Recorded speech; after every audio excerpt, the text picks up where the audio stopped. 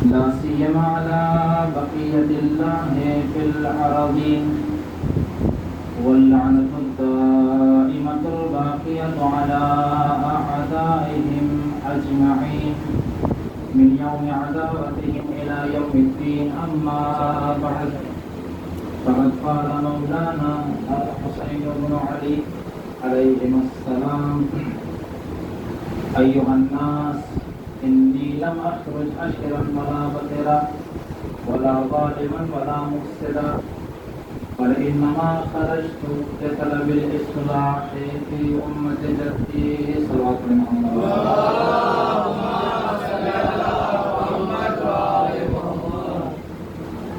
عزیزان محترم، سرکار سید الشہداء حضرت امام حسین علیہ السلام جہاں یزید یہ پکار کر کے آ رہا تھا کہ لعبت ہاشم بالملک فلا خبر جاء ولا وحی نزل، کہ یہ جو بنی ہاشم نے حکومت اور رسالت کا یہ ڈھونگ رچایا ہے، فلا خبر جاء ولا وحی نزل، نہ کوئی خبر آسمان سے آئی ہے نہ کوئی وحی نازل ہوئی ہے. ایسا ماحول ہو چکا تھا کہ کھلم کھلا رسالت کی توہین کی جا رہی تھی اور رسالت سے انکار کیا جا رہا تھا. امام نے مدینے کو چھوڑا تاکہ ان تمام باتوں کی اصلاح کی جا سکے اور امت کو دوبارہ سے اسلام کی طرف دعوت دی جا سکے اور راہ راست پر لایا جا سکے. عزیزان محترم، کربلا میں امام اصلاح امت کے لیے آئے تھے. اور یاد رکھیے گا، کربلا کوئی اچانک سے رونما ہو جانے والا واقعہ اور حادثہ نہیں ہے، بلکہ کربلا ایک ابدی حقیقت ہے. کربلا ایک سوچی سمجھی اور پلاننگ کی ہوئی تیاری کے تحت انجام پائی ہے. کربلا معصوم ذہنوں کا بنایا ہوا ایک منصوبہ ہے جس کو معصوم ذہنوں نے مل کر بنایا ہے. اور فقط کربلا کو منصوبہ نہیں بنایا، بلکہ کتنے معصوم ہیں کہ جنہوں نے کربلا میں شرکت کی آرزو کا اظہار کیا ہے. کتنے معصوم ایسے ہیں کہ جنہوں نے کربلا میں حاضر ہونے کی تمنا کا اظہار کیا ہے. وہ روایت آپ سنتے رہتے ہیں، پڑھتے رہتے ہیں کہ جب سرکار سید الشہداء حضرت امام حسین علیہ السلام کی ولادت ہوئی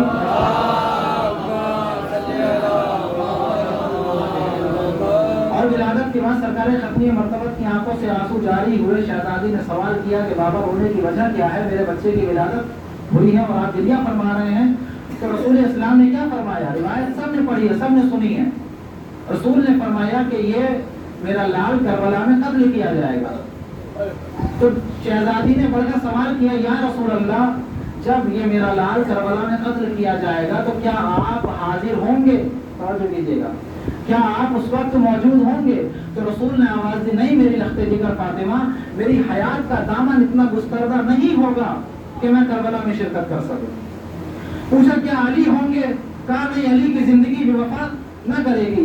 یا رسول اللہ، کیا میں حاضر رہوں گی؟ رسول نے کہا نہیں میری لخت جگر فاطمہ، تمہیں بھی زندگی یہ موقع نہ دے گی. پوچھا کیا حسن مشتبہ ہوں گے؟ رسول نے کہا نہیں، حسن بھی موجود نہ ہوں گے. یعنی رسول ایک طریقے سے یہ کہا جائے کہ افسوس کا اظہار کر رہے ہیں کہ اتنا عظیم معرکہ ہے، اتنا عظیم واقعہ ہے اور اس میں کسی کی بھی حاضری نہ ہوگی. ادھر رسول کے لبوں سے یہ الفاظ نکلے کہ اے میری لخت جگر، اس وقت نہ میں حاضر رہوں گا، نہ علی موجود ہوں گے، نہ تم رہوگی، نہ حسن موجود ہوں گے. قدرت نے پکار کر آواز دیا: اے میرے حبیب، افسوس نہ کرو، اگر تم کربلا میں نہ ہوئے تو تمہاری شبی کو کربلا بھیج دیں گے، اور اگر علی کربلا میں نہ ہوئے تو ثانی حیدر کرار کو کربلا کا علمدار بنا دیں گے. اور حسن کربلا میں موجود نہ ہوئے تو غم نہ کرنا، حسن کی نشانی قاسم کی شکل میں موجود ہوگی. اور اے میری لخت جگر فاطمہ، یاد رکھنا، اگر تم کربلا میں نہ ہوئی تو ثانی زہرا کو مقصد حسین کا علمدار بنا دیں گے. ایک صلوات پڑھے محمد.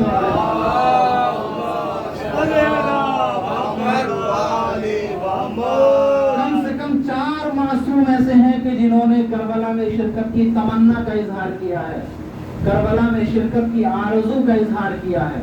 اور عزیزان ایمان، کربلا کو تعمیر کیا ہے.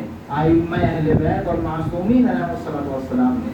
अचानक से रूनुमा होने वाला कोई वाकया नहीं है, बल्कि ये करबला को तामीर किया गया है और तमन्नाओं का इजहार किया गया है। उन्हीं तमन्नाओं में से एक तमन्ना वो है कि जिसको अमीर कायनात ने जनाब अकील से फरमाया था। आप जानते हैं, मैं कोई नई बात नहीं पढ़ रहा हूँ, सब आपकी सुनी हुई है। अल्हम्दुलिल्लाह मुझसे ज़्यादा थी। देखिए ये मसाइल में पढ़ा जाता, लेकिन इसी मसाइल में से फजाइल के गोशे आपको खिदमत में अर्ज कर रहा हूँ। क्या कहा, एक ऐसा खानदान है जिसकी खातून से अली को एक बेटा मिले जो हुसैन की, ये तमन्ना ही तो है जो किससे इजहार किया जा रहा है, जनाबे अकील से इजहार किया जा रहा है। इमाम ने जनाबे अकील से कहा खानदान। अब सवाल ये है, क्या अमीर कायनात को नऊज़ बिल्लाह खातम बदहम, क्या अमीर कायनात को इल्म नहीं था? क्या मौला अली नहीं जानते थे कि कबाइल अरब में कौन सा ऐसा कबीला है जो बहादुर कबीला हो, जो शुजा कबीला हो? वो अली कि जो कदमों की रफ्तार और तलवार की धार को पहचानता हो, वो अली जिसको ये पता हो कि किसके बाजुओं में कितनी ताकत है, वो अली कि जो ये जानता हो कि मैदान में रुकता कौन है, मैदान से भागता कौन है। हर चीज का आलिम है, हर चीज का इल्म अली इब्न अबी तालिब के पास मौजूद है। एक हदीस यहाँ पर पढ़ देता हूँ। रसूल गिरामी इस्लाम ने इरशाद फरमाते हैं, अशजाउकुम अली, अअल्लमुकुम अली, अक़ज़ाकुम अली, अअदलुकुम अली, अज़हदुकुम अली। यानी तुम्हें सबसे बड़ा जाहिद अली है, सबसे बड़ा आदिल अली है, सबसे बड़ा मुत्तकी अली है, सबसे बड़ा काजी अली है, सबसे बड़ा शुजा अली है, सबसे बड़ा आलिम अली है। तो जिस अली के पास पूरी कायनात का इल्म, जुमला आपकी समाज के नजर करना चाहता हूँ, जिस अली के पास पूरी कायनात का इल्म हो, वो अली कि जिसने 3 दिन की उम्र में 4 आसमानी किताबों की तिलावत किया हो, जिस अली ने 3 दिन की उम्र में 4 आसमानी किताबों की तिलावत किया हो, इतना बड़ा आलिम कि जिसके कब्जे में अगर जुल्फ़िकार आ जाए तो 70 नस्लों का इल्म हो जाता है। साहिबे जुल्फ़िकार के इल्म का क्या आलम होगा। एक सलावत पढ़े मोहम्मद।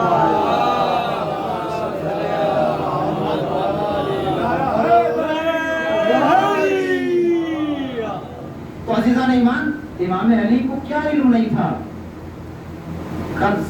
रसूलुल्लाह इल्म के मौजू पर गुफ्तगू की जाए तो बहुत वक्त दरकार है। रसूल गिरामी इस्लाम ने अली इब्न अबी तालिब को इल्म ऐसे दिया है जैसे परिंदा अपने बच्चे को दाना खिलाता है, उस तरीके से अली को इल्म दिया गया है। किसी इल्म के किसी मैदान में अली इब्न अबी तालिब ने लफ्ज़ ला का इस्तेमाल नहीं किया कि ला इल्म, मैं नहीं जानता, ऐसा। तो इतना बड़ा आलिम जनाब अकील से क्यों सवाल कर रहा है? जनाब अकील से इस मशवरे का इजहार, इस ख्वाहिश और इस तमन्ना का इजहार जनाब अकील से क्यों कर रहे हैं? कोई तो वजह होगी। उलमा ने बहुत सारी वजूहात लिखी हैं। अल्लामा जवादी अलैहि मकामों की किताब है कमरे बनी हाशी, बहुत सारे घरों में शायद मौजूद हो किताब। उसमें अल्लामा ने तकरीबन 5 वजूहात का जिक्र किया है। और भी उलमा ने वजूहात लिखी है कि इमाम ने सब कुछ जानते हुए जनाब अकील से क्यों पूछा, जनाब अकील से तमन्ना का इजहार और कबाइल अरब की जानकारी के लिए इमाम ने क्यों कहा। उसकी एक वजह यह है कि जनाब अकील अंसाबे अरब के माहिर थे, यानी अरब के कबीलों को बहुत अच्छे से जानते थे। और तारीख में जुमला है जनाब अकील के लिए कि अकील नक्शे कफे पा देख कर बता दिया करते थे कि किस कबीले का शख्स गुजरा है। अंसारे अरब के बारे में इतना इल्म था जनाब अकील को कि कदमों का निशान देख कर बता देते थे कि गुजरने वाला किस कबीले का था। लेकिन जब जनाब अकील ने, एक रिवायत है, रिवायत में जुमला आया है, जब जनाब अकील ने अपने ज़ईफ़ी के मराहिल में कदम रखा, आंखों की बीनाई जाने लगी, नकाहत तारी होने लगी और तकरीबन नजरों से दिखाई देना बंद हो चुका था। مسجد میں بیٹھے ہوئے تھے، ایک شخص آیا اور آنے کے بعد کہنے لگا اے عقیل، تم انصار عرب کے ماہر تھے، قدموں کے نشان کو دیکھ کے بتا دیا کرتے تھے کس قبیلے کا انسان گزرا ہے، کس قبیلے کا فرد گزرا ہے، اب کیسے بتاؤ گے؟ جناب عقیل نے کہا تمہیں اس کی فکر کرنے کی ضرورت نہیں ہے، اگر تمہیں کسی کے بارے میں جاننا ہے کہ کس قبیلے کا ہے، یا اگر اپنی زبان میں کہا جائے اگر تمہیں جاننا ہے کہ گزرنے والا حلالی ہے یا غیر حلالی ہے، تو عقیل کے لیے کوئی مشکل کام نہیں ہے، تمہیں کس کے بارے میں جاننا اس کو میری خدمت میں لے آؤ اور اس سے اتنا کہنا کہ مجھے سلام کر لیتا ہوں، جو کیجیے گا مجھے سلام کرے۔ عقیل کے آنکھوں کی بینائی گئی ہے، عقل تھوڑی ظاہر ہوئی ہے، بصارت نے ساتھ چھوڑا ہے، بصیرت نے ساتھ تھوڑی چھوڑا ہے۔ تم لے کر آؤ اور لانے کے بعد اس سے کہنا کہ عقیل کو سلام کرے، سلام کے لب و لہجے اور الفاظ کے اتار چڑھاؤ سے بتا دوں گا کہ کس قبیلے کا ہے، حلالی ہے یا غیر حلالی ہے۔ توجہ کیجیے گا، یہ ہنر صرف ابو طالب کی اولاد میں پایا جاتا ہے۔ ایک بیٹا وہ ہے جو سلام کے لب و لہجے سے بتا دیتا ہے کہ کس قبیلے کا فرد ہے، ایک بیٹا وہ ہے کہ اگر اس کا ذکر کر دیا جائے تو چہرے کی رنگت بتا دیا کرتی ہے، سامنے والا حلالی ہے یا غیر حلالی ہے۔ ایک سلامات پڑھے محمد۔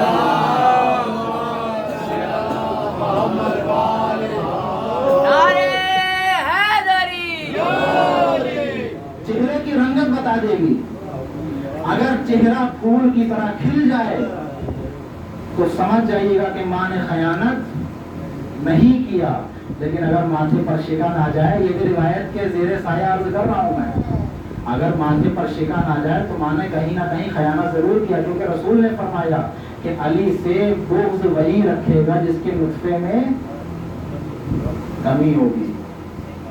تو ایک وجہ جناب عقیل سے پوچھنے کی کیا تھی کہ جناب عقیل انصاب عرب کے ماہر تھے۔ ایک اور وجہ علماء نے لکھی ہے، دوسری وجہ یہ تھی، دیکھیں کربلا کو کیسے کیسے ائمہ علیہ السلام نے، معصومین نے کیسے تعمیر کیا، کیسے منصوبہ سازی کی کربلا کی۔ دوسری وجہ جو علماء نے لکھی اور بہت پختہ وجہ، اکثر علماء نے اسی وجہ کو ذکر فرمایا ہے، امام یہ چاہتے تھے کہ قلب عقیل میں بھی ایک شجاعت کا چراغ روشن کیا جائے۔ جیسے علی کو تمنا ہے کہ کربلا میں ایک بیٹا ہو جو حسین کی مدد کرے، ویسے ہی عقیل کے دل میں بھی اس تمنا کا اظہار ہو جائے، عقیل کے دل میں بھی یہ تمنا اجاگر ہو جائے کہ جب علی جیسا معصوم حسین کی نصرت کے لیے بیٹا مانگ سکتا ہے تو عقیل کیوں پیچھے رہے۔ اور اسی لیے ارباب تواریخ نے لکھا ہے کہ جناب عباس اور جناب مسلم ابن عقیل کی عمر برابر تھی، ہم عصر تھے، 26 میں جناب عباس کی ولادت ہے، 27 میں جناب مسلم ابن عقیل کی ولادت ہے، ہم عصر تھے دونوں۔ یہ اسی مشورے کا اثر تھا کہ جو علی ابن ابی طالب نے عقیل سے کیا تھا، اور آپ دیکھیں مشورے میں امام نے کربلا کو تعمیر کر دیا، خالی مشورے میں امام نے کربلا کو تعمیر۔ کربلا کی سب سے پہلی کڑی جس کو مقدمہ کربلا اور کتاب کربلا کا پہلا ورق کہا جاتا ہے وہ ہے مسلم، اس مسلم کو امام نے اپنے مشورے سے وجود میں لایا ہے۔ تو دوسری وجہ کیا تھی؟ امام چاہتے تھے کہ قلب عقیل میں بھی ایک چراغ شجاعت کو روشن کر دیا جائے۔ تو عزیزوں، دونوں کی ولادت کربلا کے لیے ہوئی تھی، جناب عقیل کو بھی کربلا کے لیے مانگا گیا تھا، اور جناب مسلم کو بھی کربلا کے لیے مانگا گیا تھا، اور حضرت ابو الفضل عباس کو بھی کربلا کے لیے مانگا گیا تھا۔ لیکن اب دیکھیں امام نے کیسے منصوبہ بنایا۔ میں جملہ پچھلے محرم میں بھی یا سفر میں عرض کیا تھا کہ امام کا ہر ایک قدم حکمت الہی کے زیر سایہ ہے، مشیت پروردگار کے زیر سایہ ہے، کس کو کس مقام پر رکھنا ہے یہ حکمت حسین ہے، کس کو کہاں چھوڑ کر جانا ہے، کس کو کہاں سے لے کر جانا ہے، یہ سب امام کی حکمت کا ایک حصہ ہے، امام کی حکمت عملی کا رکن ہے۔ دونوں کو کربلا کے لیے مانگا گیا تھا، مگر ایک کو کربلا میں رکھا، دوسرے کو کوفہ بھیجا۔ آخر وجہ کیا ہے؟ जनाब मुस्लिम को ही कूफे के लिए इंतखाब क्यों किया गया? और बहुत सारे अफराद थे। जुमला ये कहूँ कि जनाब अब्बास और जनाब मुस्लिम की तमन्ना करबला के लिए की गई थी। मुस्लिम को करबला में और अब्बास को कूफा भेजा जा सकता था, लेकिन हिकमत अमली है इमाम की। इमाम कोई भी काम बगैर मशीयत परवरदिगार के अंजाम नहीं देते। तो जनाब मुस्लिम को कूफा भेजने की वजह थी। और याद रखिएगा, करबला अचानक से रूनुमा होने वाला वाकया या कोई हादसा नहीं है कि जो 10 मुहर्रम को खत्म हो गया हो। करबला एक अबदी हकीकत है जिसको कयामत तक जाना है। लिहाजा इमाम की मंसूबा साजी इतनी पुख्ता होनी चाहिए, इतनी मजबूत होनी चाहिए कि कयामत तक आने वाली अक्ल करबला को चैलेंज ना कर सके, कोई सवालिया निशान करबला पर ना उठा सके कि ये ऐसा यहाँ क्यों हुआ। इतना पुख्ता और इतना मजबूत मंसूबा इमाम का है। अब सुनिएगा तारीख, 5 मिनट मेरे साथ रहिएगा, एक तारीख अर्ज करूंगा, उसके बाद इंशाअल्लाह इस सवाल का जवाब दूंगा। और याद एक बात और अर्ज कर दूं यहाँ पर कि देखें, रिवायात अहले बैत, अहादीस मासूमीन अलैहिस्सलाम और आयात इलाही के अलावा जितनी भी दलीलें उलमा की होती हैं, जो उलमा दलील देते हैं, जरूरी नहीं है कि 100% हो। अभी मैंने 2 वजूहत अर्ज की, एक अंसाब अरब के मालिक थे, दूसरे कल्ब अकील में एक चिराग रोशन करना चाहते थे। दोनों उलमा की दलील है, दोनों वजूहत उलमा ने बयान की। मुमकिन है कोई और वजह हो, मुमकिन है कोई चौथी वजह हो, मुमकिन है 5वीं वजह, कोई और वजह हो सकती है, तो कोई भी 100% नहीं। इमाम हुसैन अलैहिस्सलाम ने 28 रजब को मदीना छोड़ा। तारीख अर्ज करूंगा मुख्तसर वक्त में। 28 रजब को इमाम ने मदीना छोड़ा। और जब इमाम मदीना छोड़ रहे थे, आज चूंकि जनाब औनो मोहम्मद का जिक्र करना, इसलिए उनके बाप का जिक्र करना बेहतर समझता हूं। जब इमाम मदीना छोड़ रहे थे तो जनाब अब्दुल्ला इब्ने जाफर तैयार को मदीने में रखा। मदीने में इमाम ने जनाब अब्दुल्ला इब्ने जाफर तैयार को रखा और ये कहा कि जब मदीने में कोई फितना उठे तो आप मदीने में मौजूद रहने चाहिए उस फितने को दबाने के लिए। और रिवायत का जुमला इमाम ने फरमाया तकूना ली आइनन फिल मदीना, ऐ मेरे भाई आप मदीने में मेरी आंखें बंद कर रहिएगा। मदीने में मेरी आंखें बंद कर रही। आंखों का काम क्या होता है? आंखों का काम ये होता है कि जो देखती हैं उसको जहन तक मुंतकिल कर देती हैं। इमाम ने जनाब अब्दुल्ला को मदीने में अपनी आंखें बनाकर रखा। पूरे जुमले को बदल कर यूं कहा जाऊं कि जनाब अब्दुल्ला ज़ाहिरी तौर पर तो मदीने में थे, लेकिन ये गुलाम मदीने में रहकर हुसैन की नुसरत कर रहा है। जनाब अब्दुल्ला को मदीने में रखा और उसके बाद इमाम मदीने से निकले, मक्का तशरीफ लाए। 4 शाबान को मक्का पहुंचे हैं और 15 रमजान मुबारक को इमाम ने अपना कासिद कूफे की तरफ रवाना किया, जनाब मुस्लिम इब्ने अखील को। अब बुजुर्गों से माजरत के साथ बच्चों के लिए अर्ज करना चाहता हूँ, मौला अली के कितने भाई थे? मौला अली के कितने भाई थे? 3 भाई थे, जनाब तालिब, जनाब अकील, जनाब जाफर तैयार और उसको इमाम अली चौधरी वाली। तो मौला अली के यानी जनाब अबू तालिब के 4 बेटे थे। जनाब तालिब ज़ुहूर इस्लाम से पहले इस दुनिया से रुखसत हो गए थे, इसीलिए तारीख में जनाब तालिब का जिक्र नहीं मिलता। ऐलान इस्लाम से पहले जनाब तालिब इस दुनिया से चले गए थे। बहुत से मौलिकीन कहते हैं कि इंतकाल हो गया, तो बहुत से कहते हैं कि गुम हो गए थे।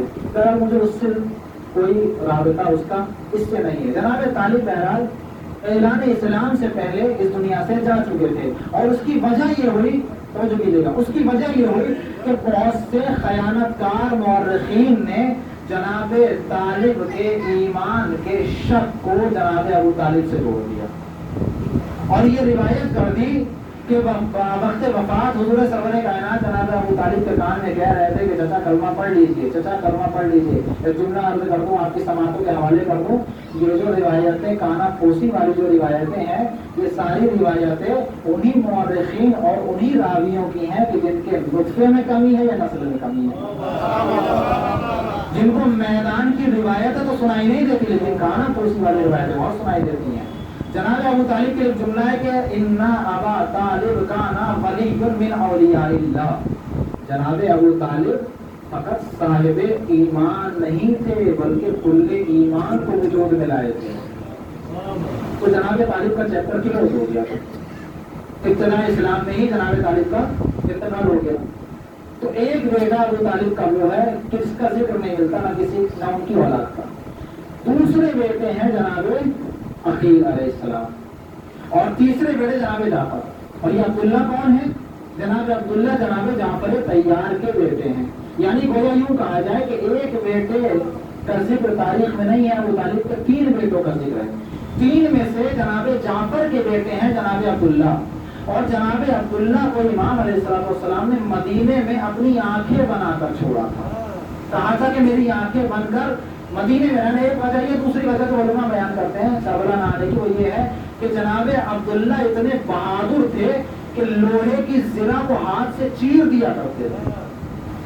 اتنے بہادر تھے کہ لوہے کی زرہ کو ہاتھ سے چیر دیا کرتے تھے، اور اس کا نتیجہ یہ ہوا کہ ایک مرتبہ وہ زرہ ان کے ہاتھ میں لگ گئی، جس کی وجہ سے سیپٹس کا مرض ہو گیا تھا اور مستقل ہاتھ سے خون بہتا تھا۔ جب بھی قبضہ شمشیر پر ہاتھ رکھتے تھے خون بہنا شروع ہو جاتا تھا، اس لیے امام کربلا لے کر نہیں آئے مرض کی بنیاد پر، ان کو مدینے میں رکھا۔ جناب ابو طالب کے دوسرے بیٹے تھے جناب عقیل۔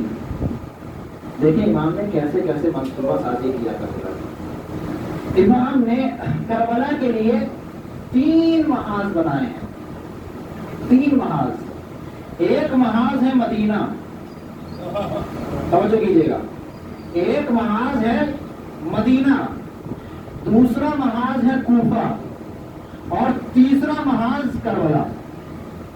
مدینے کو محاذ امام نے اس لیے بنایا تاکہ بعد شہادت حسین اگر کوئی فتنہ مدینے سے اٹھے تو عبداللہ اس فتنے کو دبا دیں۔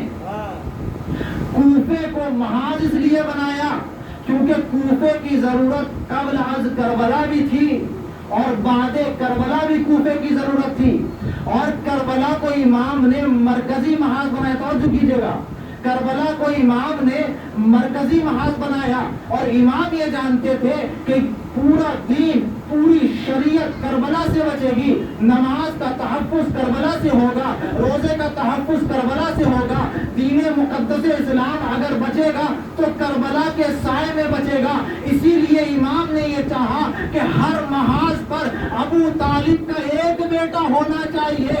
ایک محاذ پہ عبداللہ کو چھوڑا جو جعفر طیار کے بیٹے تھے، دوسرے محاذ پہ مسلم کو بھیجا جو عقیل کے بیٹے تھے، اور تیسرے محاذ پہ خود حسین بھی موجود تھے، عباس بھی موجود تھے۔ ایک صلوات پڑھیں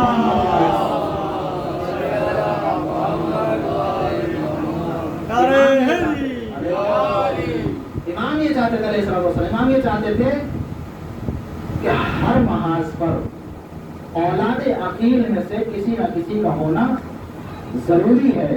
یاد رکھیے گا، اسلام پر احسان ہے ابو طالب کا، اسلام پر احسان ہے، اور چونکہ کربلا مرکزی محاذ تھا لہذا امام نے کربلا کے میدان میں اولاد عقیل کے ہر فرد کو جمع کر دیا۔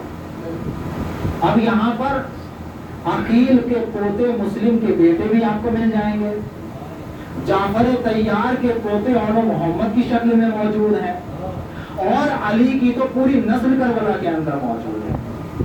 ایک اور واقعہ، بس اس کے بعد ختم ہوا۔ کربلا کو میں نے شروع میں عرض کیا تھا کہ خواہش کا اظہار کیا ہے، معصومین علیہ السلام نے کربلا میں شرکت کی خواہش کا اظہار کیا، اور کربلا کو منصوبہ سازی کی ہے معصومین نے۔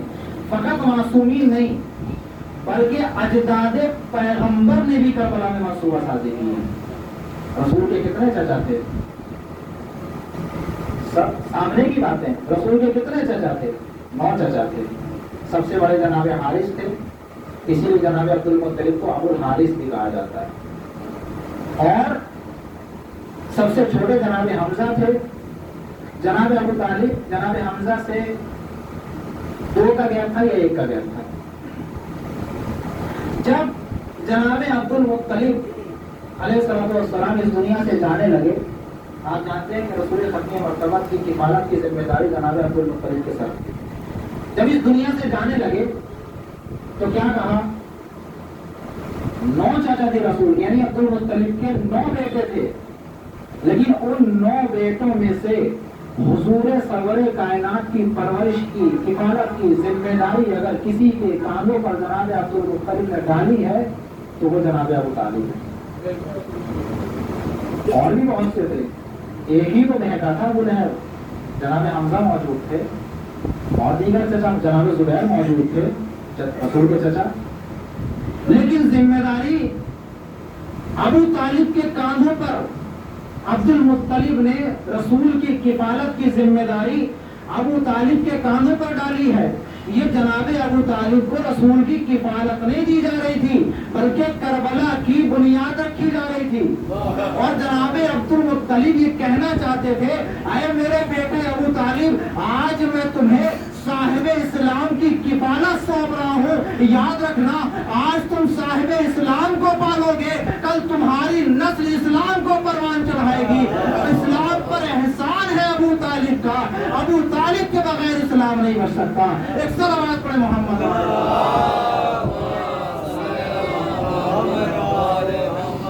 रसूल की किफालत की जिम्मेदारी नहीं थी, बल्कि करबला साजी थी। करबला को तामीर किया जा रहा था कि आज साहिब इस्लाम तुम्हारे हवाले है, कल इस्लाम तुम्हारी औलाद के हवाले होगा। इसीलिए इमाम ने ये महाज आराई की है कि एक जगह मुस्लिम को भेजा, एक जगह अब्दुल्ला को रखा, और करबला में पूरा लश्कर इमाम हुसैन औलादे अब्दुल मुत्तलिब का लेकर जमा हुए। एक रिवायत और उसके बाद रब्ते मसाइल। जनाबे मुस्लिम को इमाम ने करबला जो भेजा है उसकी एक और वजह उलमा ने लिखी है, आखिरी वजह उलमा ने तहरीर फरमाया है कि जब जनाब अखीर इमाम अली अलैहिस्सलाम की हुकूमत का ज़माना था, जनाब अखीर इमाम की खिदमत में आए और आने के बाद कहने लगे कि मौला मेरी कुछ मदद कर दीजिए, मेरी औलाद ज़्यादा है, तंगदस्त हूँ, गरीब हूँ। तो इमाम ने क्या सुना हुआ, कब लोहे का सरिया लिया और जनाब अखीर के हाथों पर रख दिया, उनका हाथ जला और वो चले गए, इमाम की बारगाह से उठकर चले गए। और उसके बाद शाम पहुंचे माविया के दरबार में। वाकया पढ़ते सब हैं, लेकिन हकीकत क्या है इसको उलमा ही समझ सकते हैं। हम जैसा तालिब इल्म, हम जैसा हकीम और कम इल्म इंसान इसको नहीं समझ सकता। हम भी अगर पढ़ेंगे तो कहेंगे कि जनाब अकील ने इमाम अली को छोड़ दिया और माविया का दामन थाम दिया। नहीं, बताने गए थे माविया को कि देख हुकूमत कैसे की जाती है। हुकूमत का मतलब ये नहीं है कि अपनों को भरो और गैरों को डांटो, हुकूमत कैसे की जाती है। तो बहरहाल जनाब अकील शाम चले गए और माविया के नमकख्वारों ने, रावियों ने, खयानतकार रावियों ने लिख दिया कि नऊज़ बिल्लाह खानम बदहन अकील ने अली का साथ छोड़ दिया और माविया का दामन थाम लिया और अकील के दामन को तार-तार कर दिया।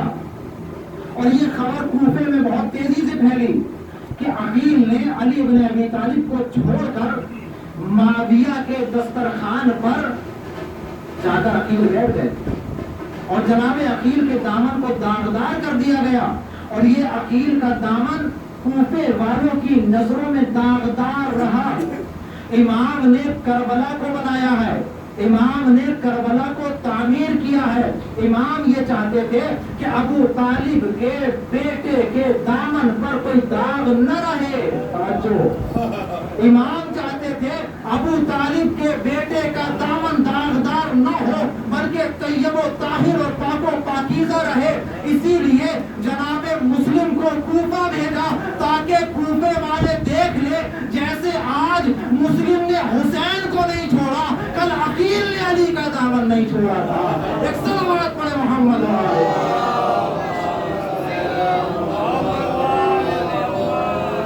इमाम ने अपने चचा के दामन को पाको पाकीज़ा किया है। जो फिक्रें, गलत फिक्रें राइज थी, उनको मिटाया है जनाब मुस्लिम को कूफा भेजकर कि देख लो ये मुस्लिम कौन है।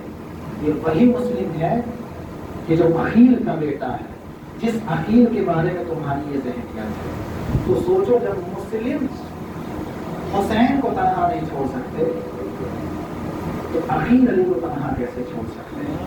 بس عزیزو، آج 5 محرم ہے، آج ایک دکھیاری ماں کو ان کے بیٹوں کا غصہ دینا۔ دیکھیں مقاتل میں جناب اور محمد کے مسائل بہت مختصر ذکر کیے گئے، احساسات پڑھنا بہت آسان ہے، لیکن فقط اتنا سوچ لینا کہ ایک باپ نے جب اپنے بیٹوں کو رخصت کیا ہوگا تو کس دل سے؟ 28 رجب کو جب یہ قافلہ مدینے سے چلا تھا تو جناب عبداللہ نے جناب زینب سے کیا کہا؟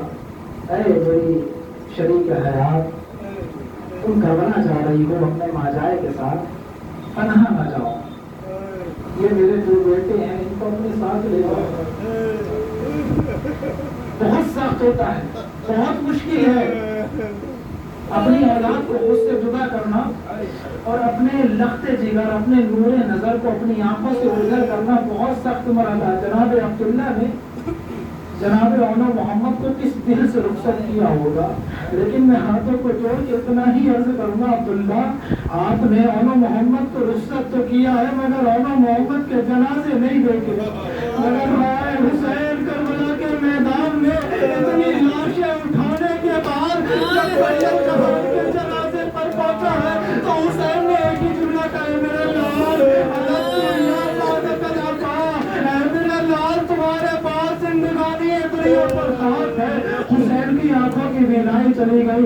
اجرکم اللہ عزیزوں، جناب محمد کو جناب زینب کے ہمراہ بھیجا اور 2 محرم کو یہ قافلہ کربلا پہنچا۔ 10 محرم کی صبح نمودار ہوئی، جناب زینب نے اور محمد کو تیار کیا اور تیار کرنے کے بعد کہا، میرے لال یاد رکھنا تم سے پہلے اکبر نہ چلے جائے، تم سے پہلے حسن بھی قاسم بھی نہ چلا جائے، تم سے پہلے عباس نہ چلے جائے، سب سے پہلے اپنے ماموں پر جان قربان کرنا۔ جناب اور محمد روایت میں لکھا کئی مرتبہ امام کی خدمت میں آئے ہیں اور ہاتھوں کو جوڑ کر عرض کی ہے، اے مامو جان ہمیں اذن جہاد دے دیجیے، مگر امام نے اذن جہاد دے دیا۔ جناب اور محمد ہے کہ جو خیمے میں بیٹھے ہوئے ہیں، جناب زینب نے دیکھا کہ اور محمد ابھی تک زندہ ہے، اصحاب جانثار سب شہادت پا چکے ہیں، شہید ہو چکے ہیں۔ جناب زینب اور محمد کے پاس آئی، اے میرے لالو، تم نے اپنے ماموں سے اذن جہاد نہیں مانگا، تم ابھی تک زندہ ہو، کہیں ایسا نہ ہو کہ اکبر شہید ہو جائے، جاؤ جلدی سے اپنے ماموں سے اذن جہاد طلب کرو۔ جناب اور محمد آئے، ہاتھوں کو جوڑا، اے میرے آقا، اے میرے مولا، ہمیں اذن جہاد دے دیجیے۔ جب امام حسین نے کہا جا کر اپنی اماں سے اجازت لے لو، اور محمد نے کہا ماموں ہماری اماں ہی نے تو بھیجا ہے۔ حضرت اللہ کس دل سے زینب نے اپنے لاڈلوں کو رخصت کیا، کس دل سے جناب زینب نے اور محمد کو بھیجا ہے۔ اور محمد نکلے، گھوڑے پر سوار ہوئے، ایک ایسی جنگ کی معرکۃ العرا جنگ تھی کہ جعفر طیار کی جنگ یاد آ گئی، حیدر کرار کی جنگ یاد آ گئی، مگر عزیزوں 3 دن کے بھوکے پیاسے تھے، آخر کب تک جنگ کرتے، گھوڑے سے زمین پر آئے، آواز دی، اے مامو جان ہماری مدد کو آئیے، ادھر سے حسین چلے، ادھر سے عباس دوڑے۔ جناب اور محمد کے جنازوں کو اٹھایا، ابھی رمق حیات باقی ہے۔ ایک مرتبہ اور محمد نے ہاتھوں کو جوڑ کر عرض کیا، مولا اماں سے کہیے گا ہم نے فرات پہ قبضہ تو کیا تھا مگر پانی نہ کیا۔ اجرکم اللہ عزیزوں، اور محمد کے جنازے امام خیمے میں لائے، صحن خیمہ میں لا کر امام نے جنازوں کو رکھ دیا۔ کسی بیوی نے جا کر جناب زینب سے کہا، اے زینب اولیاء مقام، ارے آپ کے شہزادے آ گئے ہیں۔ زینب نے کہا میں نہیں دیکھنا چاہتی۔ اس بیوی نے کہا زینب ارے چل کر دیکھیے تو آپ کے شہزادے قربان ہو چکے ہیں، شہید ہو کر آئے ہیں۔ اب جناب زینب آئی، آنے کے بعد دونوں شہزادوں کے